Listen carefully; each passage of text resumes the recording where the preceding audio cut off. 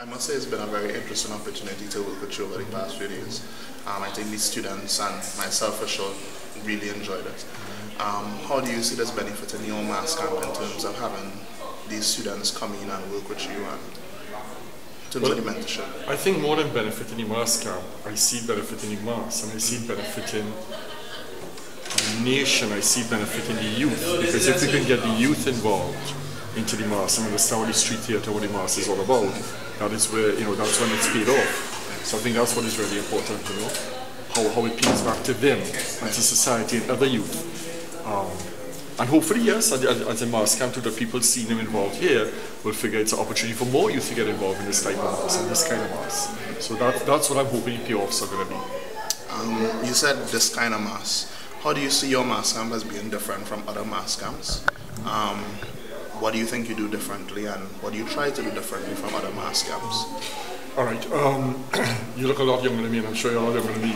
As a small boy growing up, and of course researching Mas for many years ago, when you had people like George Bailey and Stephen Leon and Raoul Garib and the old man Hart, Edward Hart, and many of these other forerunners, Saldina, Peter Minchell, Wayne Barkley, those days Mas was all about telling a story about us as a people, where we came from, or historically, or globally, or socially, politically, environmentally.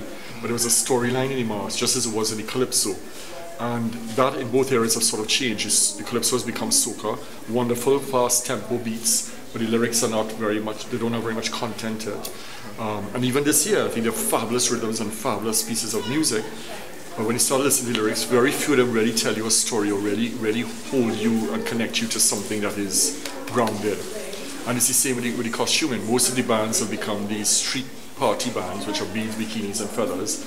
And you, I'm sure, can't tell me the difference of one from the next over the last 10 years. And many people don't even know the name of the section they play. They'll tell you it's the red and white or the green and blue, whatever the case may be. So it's very meaningless, it's very senseless, it's very empty, and it has no depth to it whatsoever. What I've been doing is still kind of continue the tradition of street theatre and storytelling in the Mas, and taking topics that are current or relevant and putting it into art, which is able to really touch people, shock people, or sensitize them through an artistic form of issues that need to be dealt with. Yeah. So in the years when I did Earth Cries of Despair, Wings of Hope, which was the year that Al Gore had won the World Peace Prize for talking about global warming. It's the same year that I was talking about what was happening with the Earth and so forth, and it brings focus. And actually that year, we got a letter from the United Nations head office, because remember, they saw what we were doing, and they joined with us when they allowed us to use the UN's logo on the t-shirts and the banners, which I've never done in life before. So they saw the worth of using art to speak about an issue and to bring focus on an issue. And we got a letter afterwards asking us to actually bring the band and perform on the plaza of the United Nations in New York, because they thought it would really, retain in people's brains something in art form. It didn't happen because of the finances and the government and whatnot. But it just shows that people are watching what we're doing, and there's a lot of positivity that can come out of it. But sadly, a lot of it is just going to street parties, which is the beads and bikinis, which to me doesn't say much for us as a people in the country. And that's all well and good because people are having a good time. But I just want to dig deeper than that and be a little more meaningful than just the beads and bikinis. So, in a way of digging deeper, for example, you see that including these students and letting them be a part of it is a part of you digging deeper and trying to find more worth in the Mas. Of course, because when I'm gone, hopefully the other people are going to be continuing it. Hopefully we just don't all go to one side of beads and bikinis. And as I say, there's nothing wrong with the beads and bikinis, but there needs to be that balance. Where's the art form? Where's the theatre? Where's the storytelling? Where's the culture that was born of us? Where is that? So if you can get a youth involved in it. Last year I remember telling the Minister of Culture, when he came to the visit here at Carnival time, I said, Minister, this $2 million for one artist, why don't you all consider instead maybe taking that and breaking up in other areas? Just imagine if they were giving a prize to all the traditional characters of $100,000. $100,000 for the best Blue Devil, best Damborine, best Midnight Robber. I am sure many of the students in the Creative Arts Department will be going out and making a fabulous Midnight Robber or a fabulous Fancy Sailor, because they may spend $20,000 or $30,000 and they put in $60,000 or $70,000 in their pocket to help with the schooling. Right?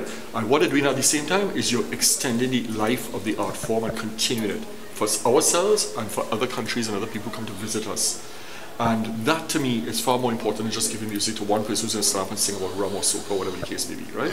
But those are the ways I think we need to tap in and keep the art form alive, you know, and make it interesting at the same time. You've made some linkages with some students over the last few days.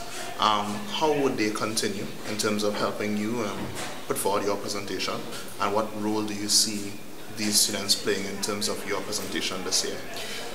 Okay, there are a number of things there. First of all, I now consider that they're family of the MacFarlane camp, because everybody who works here, you can see, is a big camaraderie between all of us, and we call each other, and we call the band. When we get on the trucks on the day, all the DJs start talking in the brass, so everybody starts talking about Tony Prescott.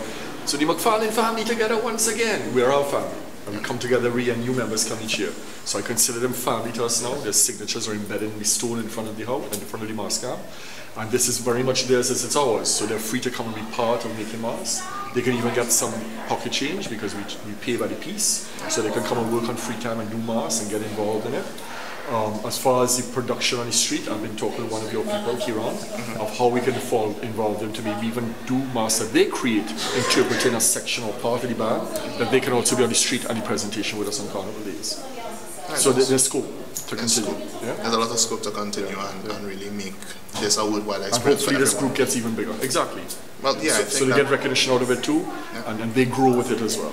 Yeah? Well, hopefully that now that students have seen the benefit of coming and working with you and being part of any project that you have, the numbers may double or even triple in the future. Which is great. So thank you very much. Most welcome. Thank you all very much for being part of it. Thanks.